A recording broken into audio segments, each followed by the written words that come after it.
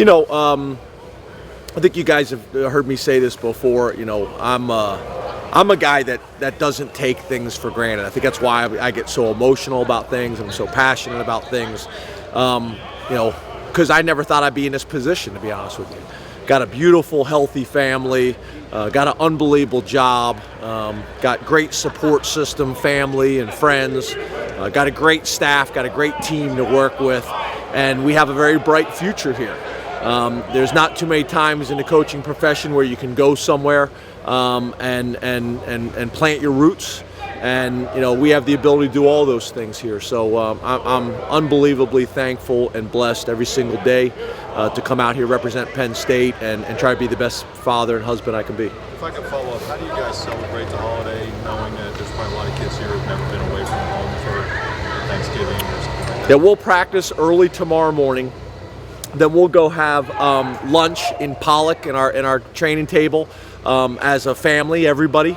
Bless the meal, eat, and then that will give guys plenty of time still that if they are going home to go home, but then everybody will have to be back here on Friday, you know, for practice and walk through and all those types of things.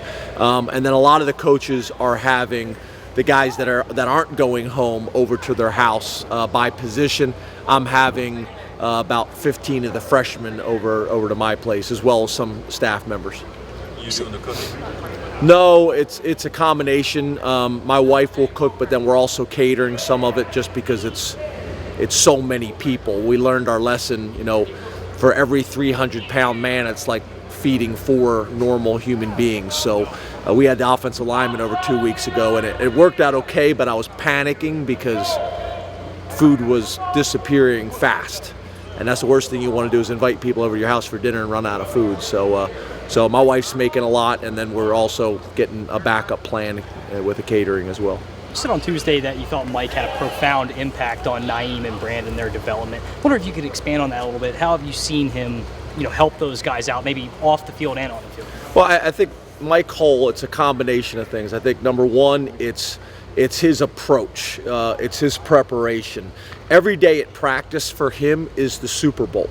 You know, he approaches that way. We talk about that all the time. I think the other thing, you know, that Mike takes a lot of pride in the standard of excellence at Penn State. I think one of the things that he was really fortunate to have that we got to get back to is when he came to Penn State, think about all the linebackers that were here, really good players that have gone on and done great things. And when you're around that type of atmosphere and that type of competition, trying to fight to get on the field, it brings out the best in everybody. And if some guy's not playing real good that day, you yank him out and the next guy goes in, and you know there's somebody behind you that can take your job. And that's really important. Competition is very, very important. So Mike was brought up that way at Penn State. You know, so he's trying to kind of teach that to the guys behind him, and we don't necessarily have that same type of depth right now. So there's so many ways. You know, you look at how he does his test. You look how he lifts in the off season. You look how when we do the walkthroughs, or we do the walkthroughs at the hotel, and we're going through film, and how he calls out and makes all the calls and says it with confidence.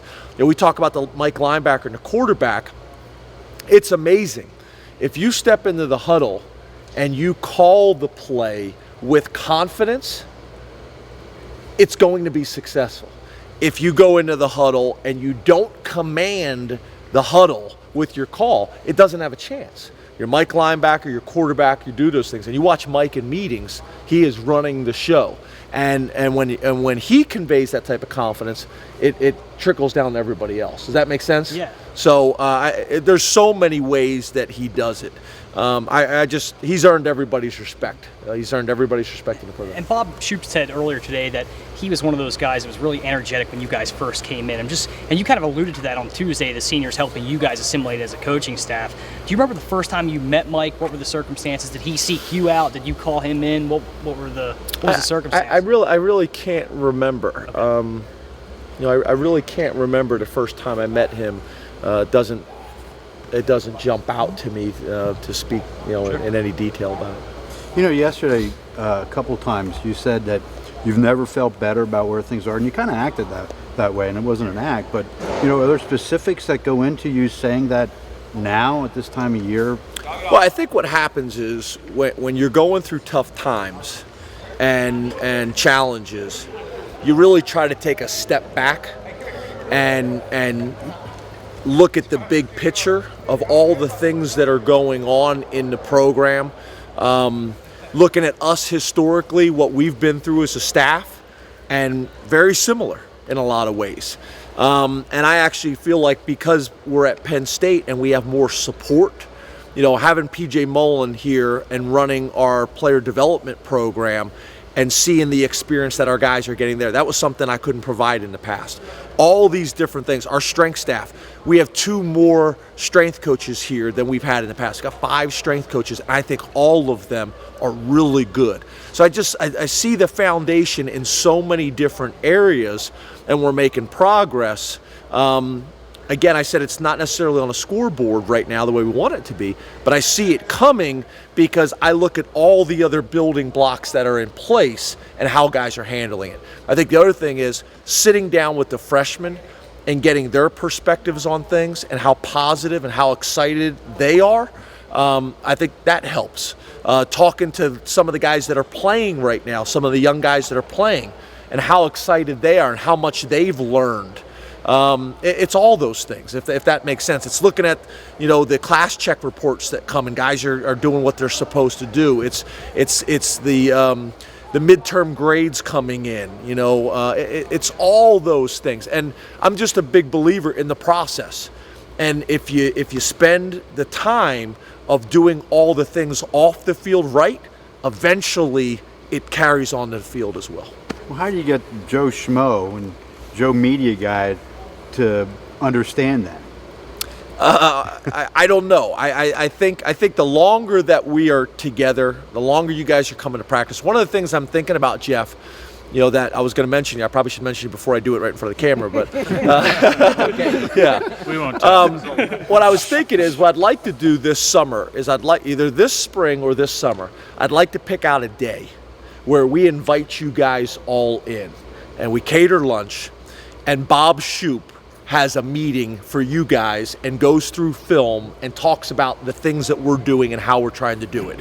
John Donovan has a meeting, and you guys, so you kind of are hearing and seeing what we're doing. Maybe an opportunity to go into the weight room and see that. Sit down and have a team meeting with me and show how we do things as well. I think that would be really informative. I think it would help. So when I come and talk, or when you're doing a story, you have a little bit more background knowledge of how we do things. I think that would be something I think you guys would be interested in. And Jeff, we just got to find the right time for everybody. But I think that would be real helpful. Hope you make him run gassers, though. Perfect attendance award. Maybe that's. I'm not lifting weights. I'm trying to make him run gassers, though. No, he's trying to get the perfect attendance because he's trying to get a step up an advantage on the other I'm in a lot guys. better shape than you Following think. up on Mike, Yeah. it's one thing to get the fans and the media to understand. What about the players? Because I'm sure a lot of times with players, it's all about wins and losses. Yeah. Oh, yeah. And How do you get them to understand there are things being built here, that maybe not that easy to see? well, to be honest with you, I think our team as a whole understands that. Obviously, the defense is having a lot of success. They understand it perfectly. The offense understands it, but there's frustration and you second guess yourself. That's natural. I do that as well. Special teams is kind of right in between the two of those. So the fact that they know we're the second youngest team in America, the fact that they look at last season, and last season is perceived the way last season was probably because of Michigan and Wisconsin. But people forget about Ohio State. They forget about going to overtime with Illinois. They forget about losing to Indiana. I don't hear anybody talking about those things. So if you kind of really see the big picture, and we talk to our players about it all the time, they understand. And they understand how much stronger they are. I think Deej did a great job right now. Last week he tested our guys. Bench press, squat, power clean, things like that. And they've all gone up in their numbers during the season. So being able to show them actual evidence that this plan works. Not only are we going to lift to sustain, we're going to lift to grow and get stronger as well during the season. So all these things, I believe you keep doing them and you keep pounding home the message of our core values and all these different things.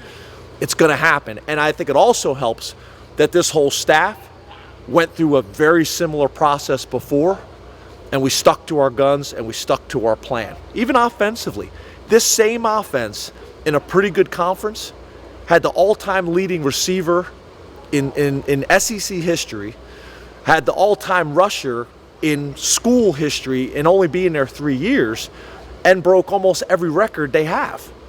So there's a belief there in what we're doing. Do we have to tweak and do we have to evaluate? Always. But I think that fact that we've been together and been through something similar like this before is helpful.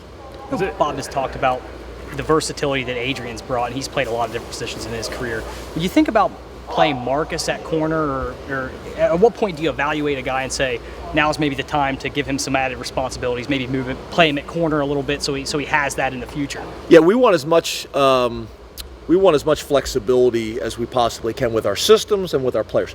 Marcus is not a guy to go to corner like Adrian. I mean, if you look at Marcus, he's a giant as a safety already. I mean, I think he's got a chance to be, one of them safeties who's 210 pounds, 215 pounds.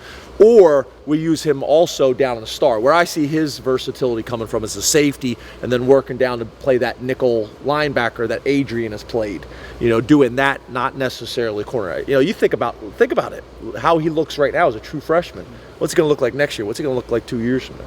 Is it frustrating at all? I mean, the building process at Vanderbilt is different from a fan perspective because you're going from point A to point B, whereas at Penn State you're trying to get back to where you were, and it seems like you've given the same answers to the same questions that people repeatedly ask while you go, you have to look at this bigger picture. And meanwhile, people on the internet are like, if you ran a slant, you'd probably have 3 more wins. And they try and boil it down to these simple little things.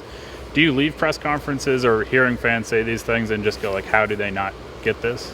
No, I'll be, I'm always going to be upfront and honest with you. Yeah, do I get frustrated at times? Yeah, that's natural. But I don't leave it saying why don't this or why don't that. I understand it. That's part of it. One of our greatest strengths is our alumni and our fan base, and having 107,000 strong. When times are tough, those same fanatical fans, they're frustrated, and I understand that. But I've said this before. We all stick together here in this community like we have for so long as a family, and we keep pulling the rope in the same direction and take some of that negative energy and funnel into positive energy all together. And the sky's the limit for us. I believe that. But, I also understand that what we've done in the past at other places, that doesn't matter here. People want to see it with their own eyes. They want to experience it themselves. But us as a staff, we've been through this before. So we'll get that. We'll get that credibility with the fan and the fans in the community over time. And it's obvious the work that Bob Sheep has done for you this year, but he was named as a Broyles Award nominee today, and he wasn't on that list previously. I mean, what has he meant to this program, aside from maybe the obvious things? Well, first of all, Jeff and our staff fought to get him on that list because he deserves to be on it. I think he's done a great job. I would also say that I don't think the rest of the defensive staff gets enough, credit as well. I think Sean Spencer's done a great job. I think Terry's done a great job. I think Brent Pry, as our co-defensive coordinator, has done a great job. They've worked really well together. I also think the players have done a great job. We said in the spring, if you look at that side of the ball, we had a chance to be pretty good. So it's a collective effort. You look at who was the recruiting coordinator here in the past. Well, that position is loaded. Why? Well, for a reason. So all these things we see and evaluate. But I don't think there's any doubt that Bob's done a great job. In our last 3 years, we had a top 25 defense every single year.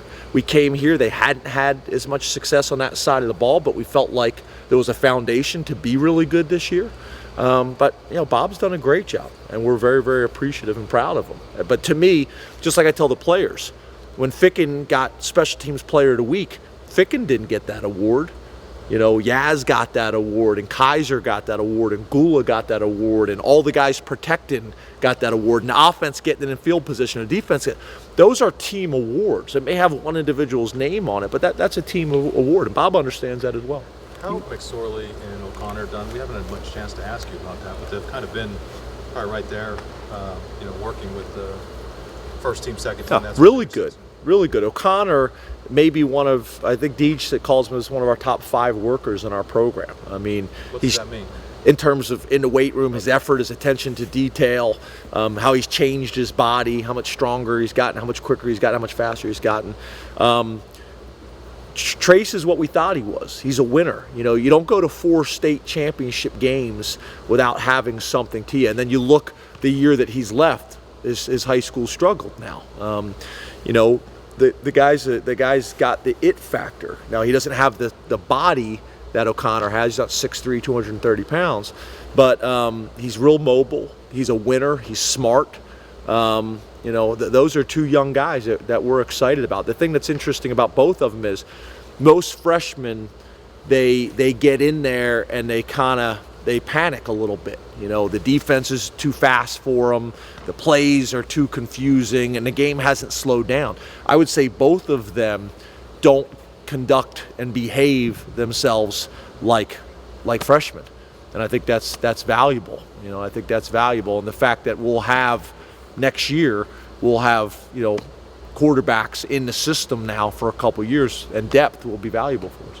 You mentioned the process and the youth a little bit. How does that affect, you know, not so much the pregame game planning, but the in-game adjustments? Do you have to change the way you guys go about that with, you know, kind of getting guys used to what you're doing, and the youth as well, kind of picking up, you know, the speed of the college game, the changes in the college game? I think probably the biggest challenge is this. Your first year, you really want to come in, and it's no different than any other industry from a leadership perspective. When you come in, you're better off being really hard and tough and demanding your first year and then loosen up, because you can't do it the other way around. Well, the problem is here, we have a hard time doing that in terms of how we want to practice and the structure and how demanding we are, because we have to pull everything back because we're so thin. You know, so typically your first year in practices and morning workouts and all that are brutal because you're trying to set the tone. Well, we have a hard time doing that because we have to hold everything back to make sure we have enough bodies to get to the game.